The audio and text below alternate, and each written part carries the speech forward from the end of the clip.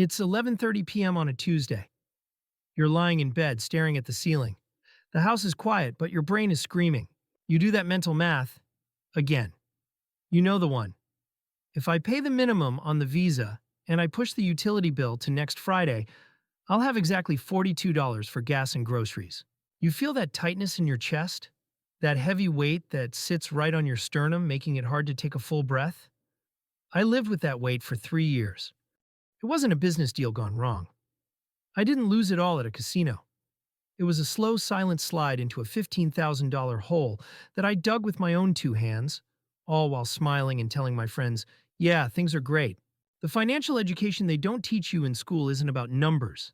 It's about the lies we tell ourselves. In this video, I'm going to confess exactly how I ruined my financial life by age 24 and the painful, counterintuitive system I used to claw my way out. Here's the thing about debt spirals. They never look like spirals at the beginning. They look like treating yourself. Go back to when I was 24. I had just landed my first real corporate job. I remember holding that first offer letter. It felt like monopoly money. Now logic says, Sam, you should build an emergency fund. But 24-year-old Sam said, I work hard. I deserve to look the part. I remember the first domino. It was a laptop. My old one worked fine, honestly. It was a bit slow, the battery lasted maybe 40 minutes. But I walked into the tech store and I saw the new model. Sleek. Aluminum. Professional. I told myself, this is an investment in my career. That's lie number 1. I swiped a credit card I had just opened. 0% interest for 12 months. Free money, right? But then, I needed the bag to carry it. Leather, obviously. Then I looked at my car. It was a beat-up Honda. Reliable, but it didn't match the new laptop or the leather bag. I once worked with a guy named Mike. Mike drove a lifted truck that cost more than his annual salary. I used to judge Mike. I thought, man, that guy's reckless. But 3 months into my new job, I walked onto a dealership lot and traded in my paid-off Honda for a lease on a German sedan I couldn't afford. Why? Because I thought income equaled wealth.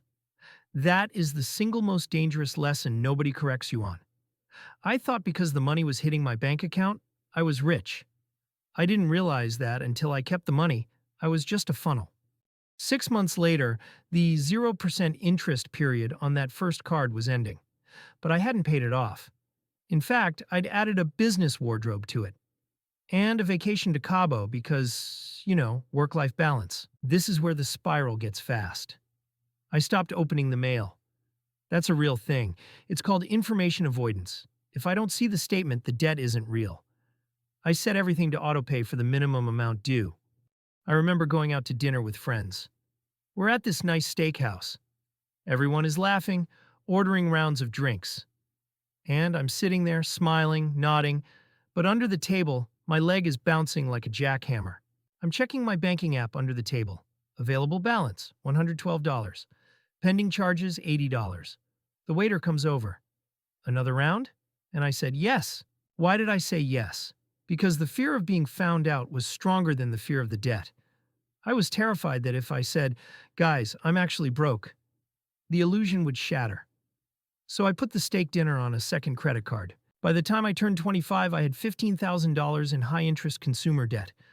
My net worth was negative.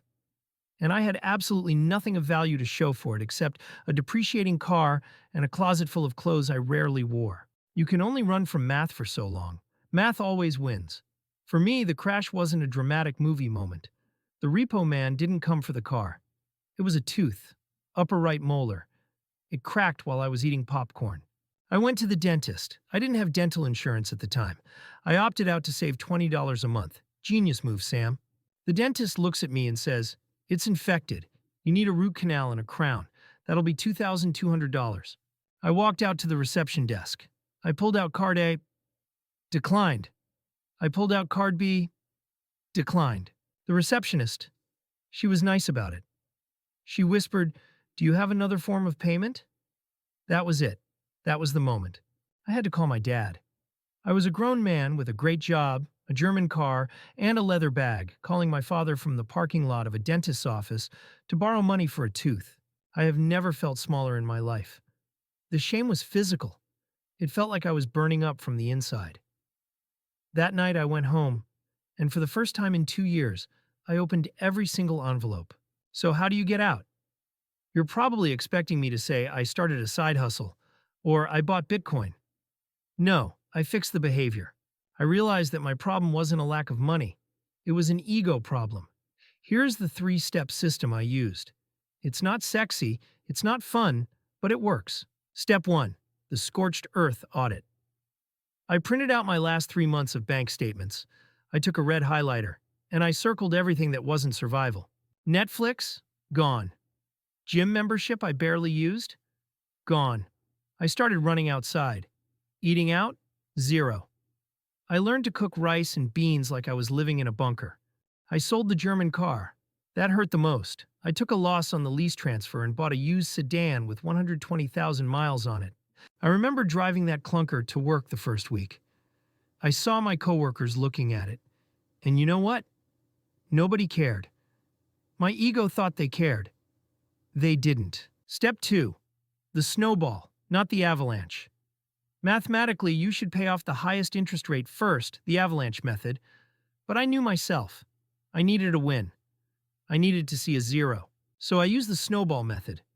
I took my smallest debt, a $400 balance on a store card, and I attacked it with everything I had. When that balance hit zero, the dopamine hit was better than any purchase I'd ever made. Then I took that payment and rolled it into the next card. Step 3. I killed Future Sam. I stopped trusting Future Sam. Past Sam thought Future Sam would make more money, so it was okay to spend now. I started treating my money like it was gone the second it hit my account.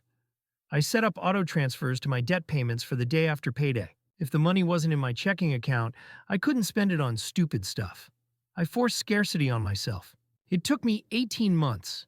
18 months of saying no to happy hours. 18 months of driving a beater. 18 months of packed lunches. But the day I sent that final payment, the day the screen said balance $0.00, I slept. I really slept. That tightness in the chest? Gone. Here's the truth they don't teach you in textbooks. Debt is a thief. It doesn't just steal your future income, it steals your present peace. I see people now posting their rich life on Instagram. I see the cars, the trips, the watches, and I don't feel envy anymore. I feel skepticism. I wonder, how much of that do you actually own, and how much of it owns you? If you are in that spiral right now, if you are lying in bed staring at the ceiling, listen to me. You are not stupid. You are not a failure. You are just caught in a trap that is designed to catch you. But you have to stop digging. Open the envelopes.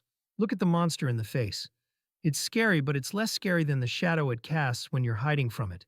I made every mistake in the book so you don't have to. If you want the cheat codes to fix this mess without learning the hard way like I did, subscribe right now. We're going to rebuild your financial life together video by video, and I don't want you to miss the next step.